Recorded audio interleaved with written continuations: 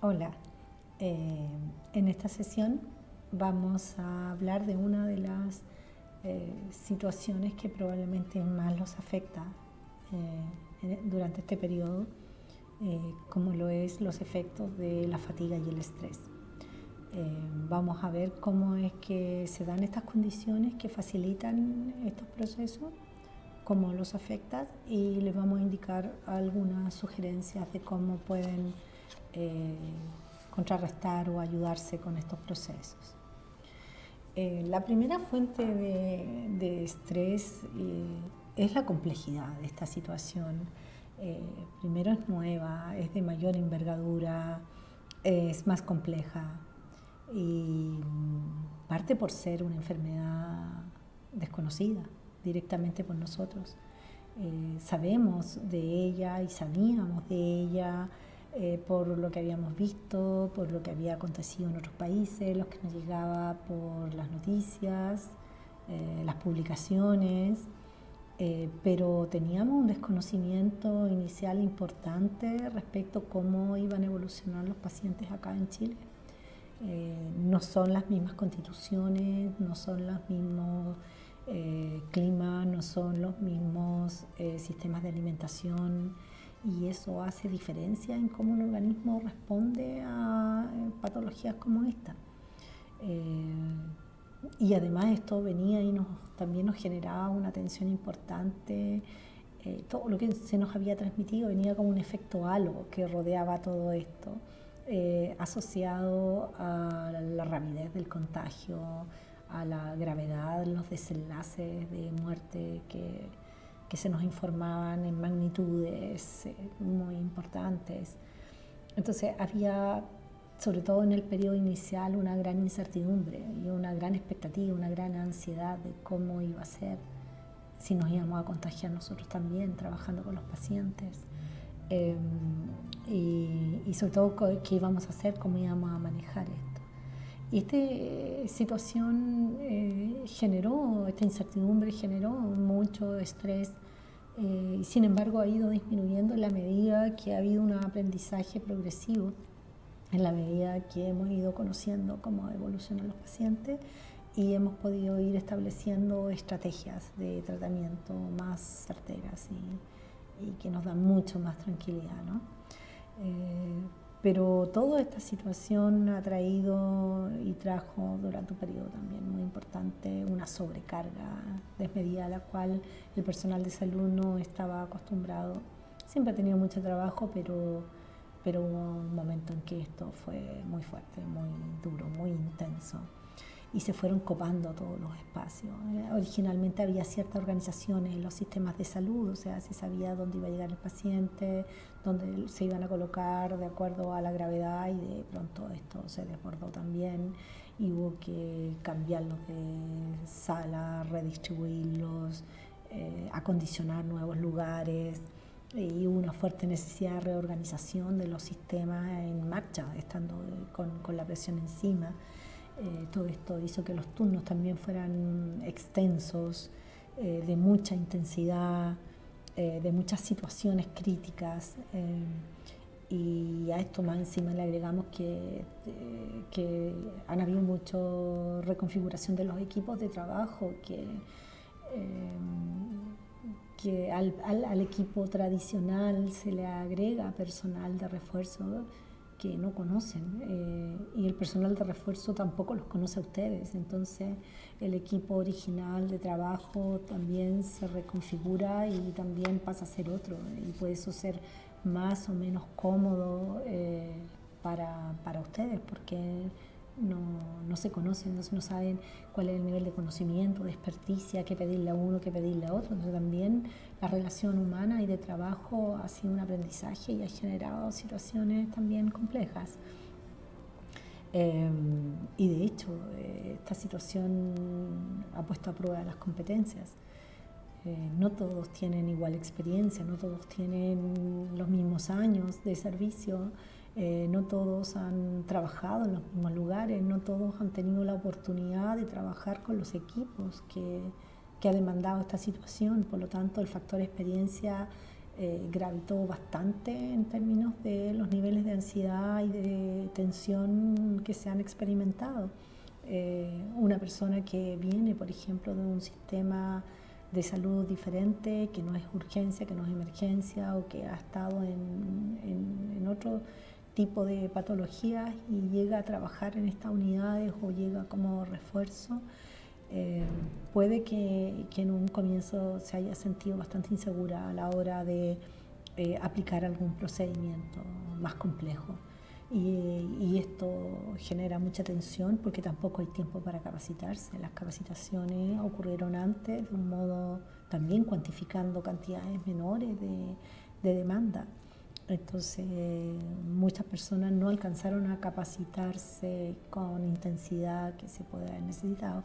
Y allí unos han tenido más suerte que otros. Algunos han tenido colegas, compañeros que han actuado como verdaderos tutores, que les han enseñado ahí en la práctica cómo hacer determinadas cosas. Otros no han tenido tanta suerte y han tenido que ir aprendiendo un poco solos, y eso ha generado también angustia, ansiedades o tensiones, porque uno se sabe evaluado, que lo están viendo y están evaluando, o incluso se ha estado recibiendo críticas. Hay lugares donde la falta de experiencia con determinado equipo o procedimiento ha sido objeto de crítica por parte de colegas o compañeros, no por querer hacerlo, sino por la misma tensión, la urgencia, la demanda, la situación agobiante que se vivió en determinados momentos.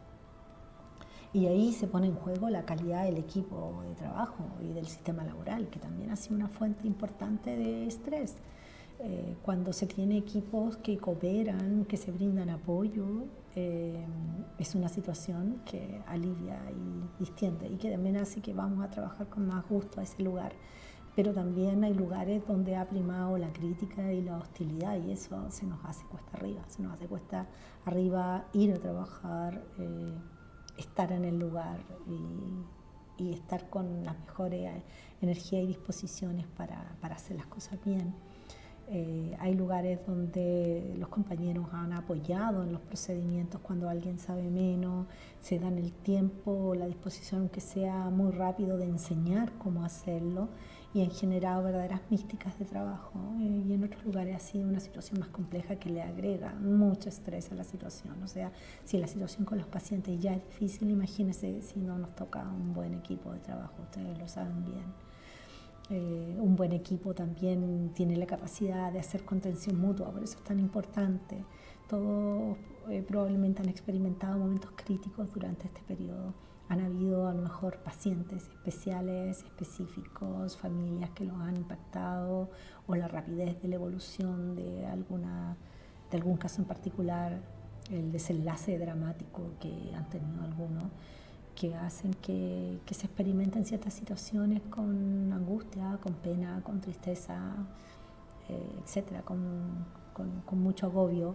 Y allí el equipo de trabajo juega un rol fundamental. Algunos han tenido la capacidad de contener a otros, de apoyarlos, de darles un descanso, de permitirles que salgan de la situación, de ser reemplazados por otros, y de permitir también que tengan esta experiencia de impotencia o de rabia o de enojo, de ira en un momento, en un lugar y en un momento más protegido. Pero eso pasa por la calidad de acompañamiento que nos dan o no nos dan nuestros equipos de trabajo. Si no tenemos la suerte de tener eso, le estamos agregando estresores a la situación. Por eso podemos decir que tenemos buenos o malos turnos. Donde un buen turno es donde la gente está dispuesta a colaborar, apoyar, contener, y versus agregarle tensión con los modos, las maneras, con la generación de conflictos. Y eso aporta mucho o a la distensión o a un mayor agobio.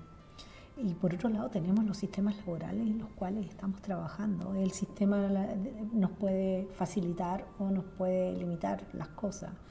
Puede facilitarnos lo que necesitamos, los recursos, etcétera, o puede agregarle complejidad porque no los tiene, o porque no los pone a disposición, o porque tiene una mala organización, o porque hay cosas que no se le ocurrió hacer y que para el personal podría ser de gran ayuda en un momento dado. Entonces, estas situaciones se van sumando, se suma la enfermedad, la demanda, la alta demanda, la complejidad de los equipos, y a eso sí le seguimos sumando factores de estrés, como han sido esencialmente los cambios que han experimentado y los ajustes que han debido hacer en sus propias vidas personales. Sus tiempos se han trastocado, y cuando se trastocan los tiempos se trastocan las rutinas, lo que ustedes hacían en un momento dado en una vida cotidiana, los tiempos que dedicaban a una cosa, a otra, los momentos de recreación, distensión, los hobbies, aficiones, gustos que podían tener y que ustedes le dedicaban parte del tiempo, y que eso ayuda a la salud mental, y todo eso se ha visto alterado con esta demanda. Han tenido que redistribuir sus tiempos de otro modo, donde hay mucho menos tiempo, y gran parte de ese tiempo se debe ocupar en descansar, en recuperarse para luego volver a enfrentar la situación laboral. La familia es una de las instancias afectadas con esto. Tenemos menos tiempo para ella, cambia la dinámica. Estamos con otros tiempos en las casas, llegamos a descansar, y probablemente a lo mejor también están los niños que no van al colegio y que también demandan atención, cuidados, acompañamiento personal, escolar, y todo eso va agregando tensión y preocupaciones. No poder darle espacio de juego, de estar con sus compañeros y tener la demanda encima. Entonces ha ido cambiando toda esta dinámica. En general, toda la rutina que teníamos cambió. El sistema laboral, personal, y agreguémosle a esto las restricciones propias que ha tenido toda la población. Las cuarentenas, porque si antes ustedes podían salir con sus amigos, podían ir a ver a su familia, tener una actividad deportiva o recreativa, o una junta simplemente con sus seres queridos, sus amigos, y tampoco lo pueden hacer. Entonces es el trabajo a la casa al trabajo, con tiempos bastante acotados y con actividades también bastante acotadas. Es como que eso va generando una sensación bastante claustrofóbica, ¿no? Entonces, que tengamos estrés y fatiga no nos sorprende. Es como el resultado natural de todo esto. Ahora, hay una diferencia entre fatiga y estrés, porque la fatiga esencialmente es el agotamiento o pérdida de funcionalidad de un órgano o de un sistema por el excesivo uso. O sea, hacemos tanta fuerza, por ejemplo, con los brazos, que después ya no podemos levantar peso, estamos con fatiga muscular, lo cual puede ser en los brazos por hacer mucha fuerza, en las piernas por estar mucho de pie o subir y bajar escaleras durante todo el día, durante mucho tiempo, y podemos tener agotamiento físico.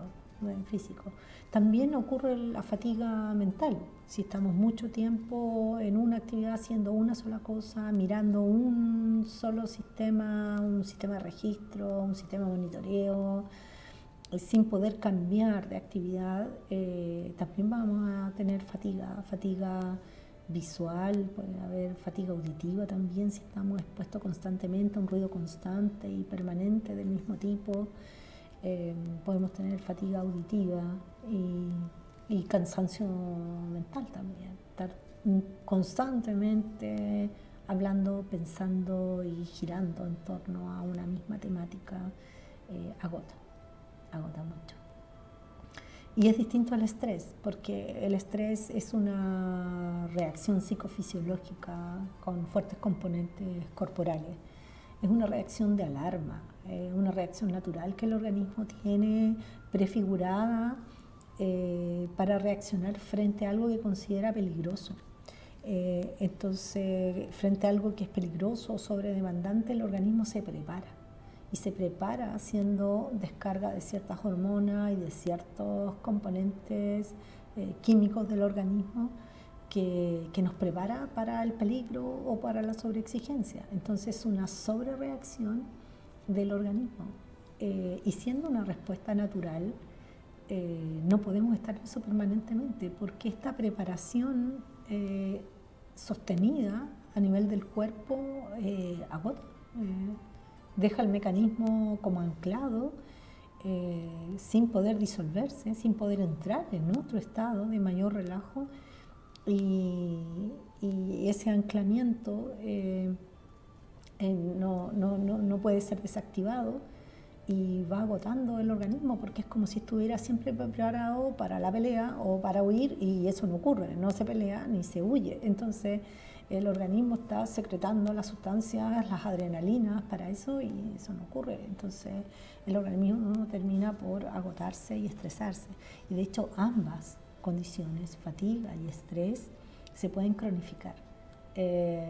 Cuando uno está sometido a una fatiga permanente y a un estrés permanente, esto se puede hacer crónico. Por lo tanto, aunque ustedes descansen, cambien de condición, se dediquen a otra cosa, siguen los síntomas, ahí está crónico.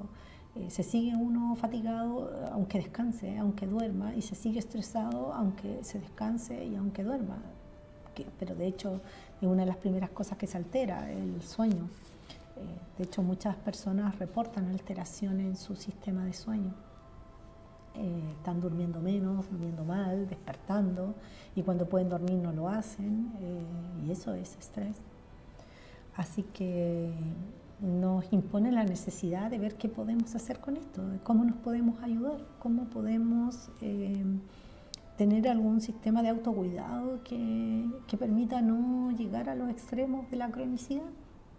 Entonces, para la fatiga, lo primero es descansar esos órganos, esos sistemas que estamos sobreexigiendo.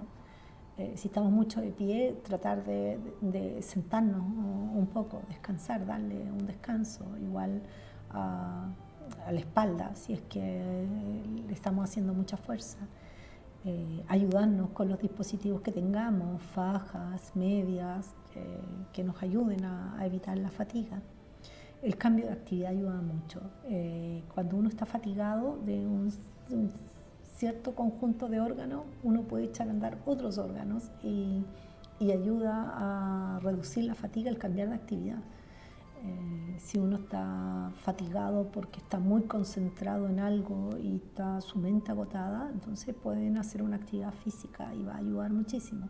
Al revés, si la fatiga es física, por el uso excesivo de algún grupo muscular, ustedes pueden hacer una actividad mental, y no necesariamente implica tener que descansar siempre, sino que también puede ser cambiar de actividad, variar, hacer una cosa diferente a la que hemos estado haciendo.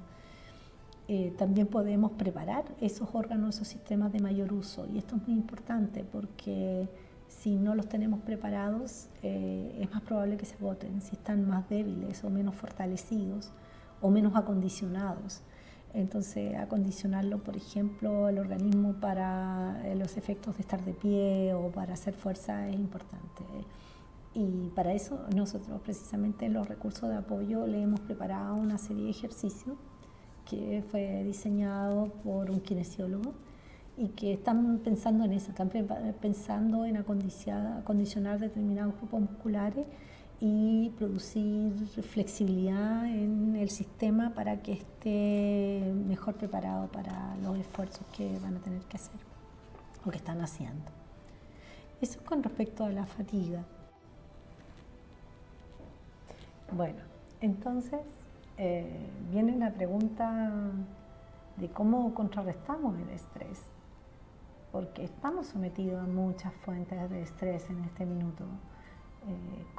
¿Qué podemos hacer para reducir su impacto? Entonces, lo primero es que debemos pensar en cuáles son las maneras de desactivar el sistema de alerta que se activó precisamente por las fuentes de estrés a las cuales estamos sometidos. Si entendemos que el estrés es una reacción psicofisiológica que nos prepara para atacar o huir frente a un peligro, podemos entender que mientras eso se mantenga así, nuestro organismo está sobreexigido, está preparado para esas actividades, por lo tanto está con descargas de la adrenalina y otros efectos que nos preparan muscular, mentalmente, que nos dan fuerza, etc. Pero si eso se permanece de ese modo, va a traer un desgaste importante y una fatiga importante y lo que llamamos estrés después un estado crónico de cansancio, de angustia, de problemas para dormir, etc. Entonces lo primero es desactivar ese estado, porque el estrés probablemente vamos a seguir sometidos a él. Entonces ahí es donde viene como la importancia de estos tres grandes mecanismos que tenemos. Primero para trabajar el estrés, que es reducir las fuentes de estrés. Reducirla es la posibilidad que tenemos, porque también está la posibilidad de eliminarla, evitarla, pero son menos probables. En estas circunstancias no podemos eliminar los pacientes o la cantidad de pacientes o los problemas que nos traen los pacientes. Podemos sí evitarlo un poco, si reducimos, hacemos menos turnos, si descansamos más, si podemos evitar un poco las fuentes de estrés o los estresores. Pero lo más probable es que lo que podamos hacer sea reducir un poco, que es como equilibrar, que es no agregarle más. Si ya tenemos una fuente de estrés, como en este caso, que es la situación laboral, tratemos de reducir las otras fuentes de estrés, por ejemplo, las sobredemandas que nos ponemos nosotros en nuestro hogar, la exposición a situaciones que a nosotros no nos agradan, como son los ruidos, etc. Entonces, cada uno es más o menos sensible a determinadas cosas que lo estresan. Entonces, si tenemos una fuente importante de estrés, reduzcamos las otras, porque al final son efectos sumativos. Y finalmente vamos a reaccionar mal, a lo mejor por otra cosa, ni siquiera por la que nos está causando el mayor estrés, sino por una pequeña cosa en otro ámbito y donde nos sentimos con más libertad para reaccionar y probablemente saquemos nuestra reacción por ese lado. Entonces, no le agreguemos estrés, tratemos de reducir las fuentes de estrés lo más que podamos. Y otra cosa muy importante, aparte de trabajar en los estresores, los que podamos manejar, es entender que la condición del cuerpo en este estado de preparación para la reacción puede ser modificada. Y de ahí es la invitación a tomar conciencia de lo importante que es el cambio de estado de nuestro cuerpo. Si colocamos nuestro cuerpo en un estado diferente del estado en el cual se ha puesto para prepararse a reaccionar frente al estrés, el cerebro empieza a interpretar ese estado corporal como un estado diferente al estrés. Entonces, si nosotros aprendemos a respirar distinto, aprendemos a relajarnos corporalmente con alguna técnica, la mente interpreta eso como un estado de bienestar, como si no estuviera presente el estresor y ayuda a neutralizar estos efectos. Por eso es que es tan importante cambiar la condición del organismo. Y precisamente para eso nosotros le hemos preparado también un conjunto de ejercicios que nos va a ayudar a aprender técnicas de relajación específicas y también técnicas de respiración profunda o diafragmática que les van a permitir oxigenarse mejor y estar el organismo en un estado que se interpreta como de mayor relajo, porque es el patrón respiratorio que tenemos cuando estamos tranquilos, relajados. Si nosotros continuamos con el patrón respiratorio propio del estrés, que es una respiración más agitada, más de la parte alta, más superficial, el organismo sabe que el organismo está tensionado o está angustiado. Entonces tenemos que cambiar el patrón de respiración. Y les vamos a dejar unos ejercicios para que puedan practicar eso, que también después les va a ayudar mucho en el control de la ansiedad y la angustia. Eso, y un tercer conjunto de cosas tiene que ver con proveerle a nuestra mente otros estímulos para que active otras funciones. Generalmente el estrés está asociado a una sobreexigencia también de concentración. Tenemos que estar atentos al paciente, a los síntomas, al monitoreo, a los sistemas de alerta, a los sistemas de registro. Cambiamos de un paciente a otro con mucha rapidez, por lo tanto tenemos que estar atentos, concentrados, tomando decisiones, actuando. Todo ese tipo de actividades es una actividad que sobreexige las funciones analíticas, cognitivas, o las áreas del pensamiento, lo que nosotros llamamos las funciones que están de un modo simple, ¿no? Regidas por el hemisferio izquierdo. Entonces, y eso está asociado al funcionamiento del sistema simpático. Si nosotros pensamos en cambiar esa dominancia, en poder trabajar un poco más o cambiar hacia la actividad del hemisferio derecho y que se active el sistema parasimpático, podemos entrar en un estado de relajación más profunda. Es como que nuestro cuerpo cambia del estado de estrés a un modo descanso. Y para eso hay que cambiar esa dominancia, y para eso también les vamos a proponer algunos ejercicios que son más bien de permitir que la mente entre en otro tipo de concentración y en otro tipo de operación.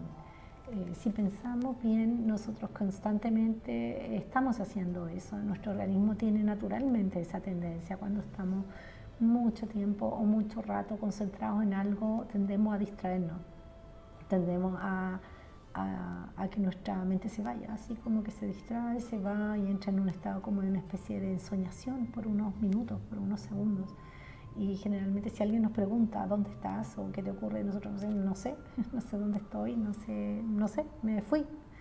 Y ese es un descanso natural que el organismo produce y activa un estado distinto que contrarresta el estado de estrés. Si pensamos que eso es natural, entonces nosotros podríamos permitirlo, si es que la condición laboral lo permite, o hacerlo cuando tengamos más condiciones, como cuando estamos yéndonos a casa o cuando estamos en casa. Si no ocurre eso, no solo permitirlo, sino que también amplificarlo, permitir que eso se extienda en el tiempo. Por lo tanto, permitirnos divagar en soñar va a ayudar muchísimo a contrarrestar el estrés. Y para eso también les vamos a dejar algunos recursos que ustedes pueden atenderlos viéndolos, escuchándolos, y que va a permitir operar otras funciones de su cerebro que son contrapuestas a los sistemas que operan cuando estamos con estrés. Así que con todo esto cerramos esta sesión y los dejamos invitados a ingresar en estos recursos y a hacer los ejercicios, a hacer las actividades, a apropiarse de ellos y aprenderlo. Así lo podrán usar cada vez que los necesiten.